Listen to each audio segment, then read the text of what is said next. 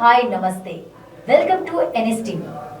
ఈ నెల 17వ తేదీన రాజంపేట మండల పరిధిలోని వరదయ్య గారి పల్లె గ్రామ పంచాయతీలో గల వెంకటంపల్లి అరుంధతి వాడకు చెందిన మంగళపూరి గంగయ్య మృతిపై పోలీసులు సమగ్ర దర్యాప్తు చేపట్టాలని మృతుడి బంధువులు డిమాండ్ చేశారు.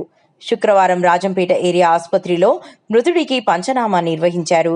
ఈ సందర్భంగా అక్కడికి చేరుకున్న మృతుడి బంధువులు, వెంకటంపల్లి గ్రామస్తులు మీడియాతో మాట్లాడుతూ, గత 20 ఏళ్లుగా గొర్రెలు మేపుకునే గంగయ్య ఈ నెల 17వ తేదీన వెంకటంపల్లి గ్రామ శివారులో గల మిట్టమీద పల్లెకు చెందిన నాగినేని నాగేశ్వర నాయుడుకు చెందిన పంట పొలాల వద్ద నీటి కుంటలో గాయాల పాలై మృతి చెంది ఉండడం పలు అనుమానాలకు తావిస్తోందని అన్నారు.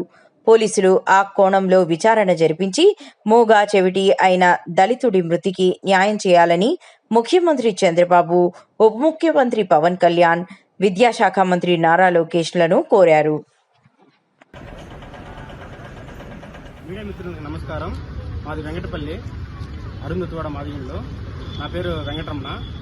మంగళపూరి గంగయ్య అతను ప్రతినిత్యం దివాలు మేపుకుంటూ జీవనం సాగిస్తాడు 20 ఏళ్ల నుంచి.